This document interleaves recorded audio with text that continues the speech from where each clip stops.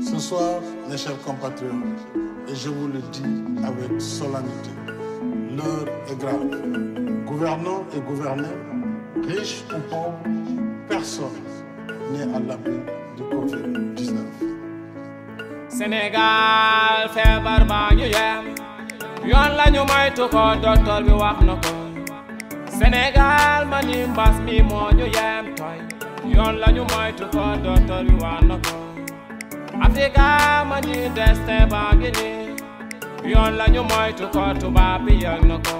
ñu raxas loxo yi wàññi nuyoo bi lii du caaxaan waay jàngoro la ji wàlle ñaata ñoo ko am ba noppi di ko daagu waale balaa la ko dul baale ñi jot a ñàkk seen bakkan ñu ngi leen di jaale réew yëpp a jaaxle tëj usine tëj église tëj marché tëj mosquée ñii ñu aaye leen génn ci seen gàlle coronavirus c'est une maladie qui tue pas risque mais ne prend pas de risque mythe masque et sexe Covid-19 stop Covid-19 stop Afrika yurmini mani Afrika mani destin baa ngi ni yoon la ñu moytu ko tubaab bi yëg na ko ñu raxas loxo yi wàññi nuyoo bi lii du caaxaan virus bi foo ko amee xam nga ni jox nga ko ñu la jege nañu man koo xeex jële ko fi corona na fi jóge nañu raxas suñu loxo yi bañ a fàtte wàlle xol yi profito ci mbas mi le defarale suñu jikkolin Afrika wolo leen ñi nu jiite diso leen sangu leen gën a digle cangaay njaboot gi topp leen ñu déglu suñu médecin yi mën a jege bi le destin yi ñu dul santé wér ko gën nañu taxaw suñu set leen Sénégal feebar baa ñu yem yoon la ñu moytu ko docteur bi wax na ko Sénégal ma ni mbas mi moo ñu yem toy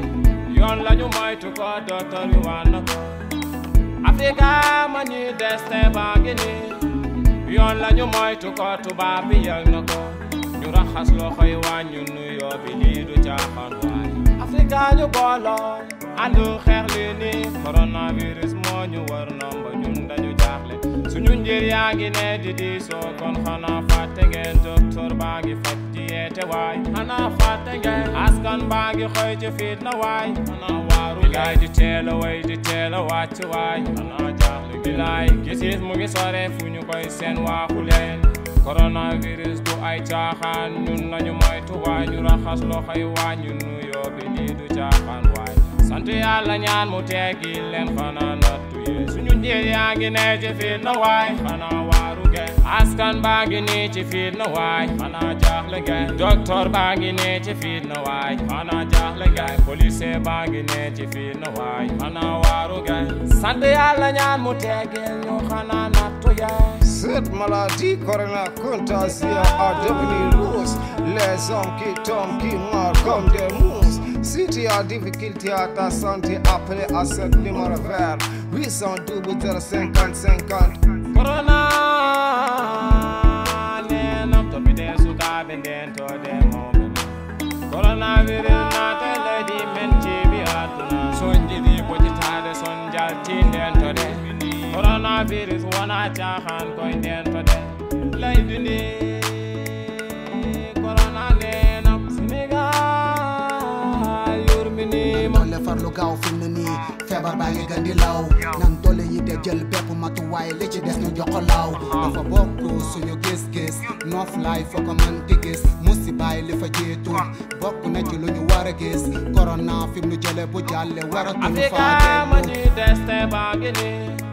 yoon la ñu moytu ko tubaab bi yëg na ko ñu raxas loxo yi wàññi nuyoo bi lii du caaxaan waay pour yàlla ñoo ngi ñaan tey pour yàlla ñoo ngi ñaan tey nga yaram ñu yërmande nee na. Une enveloppe de 50 milliards sera consacrée à l'achat de vivres pour l'aide alimentaire d'urgence.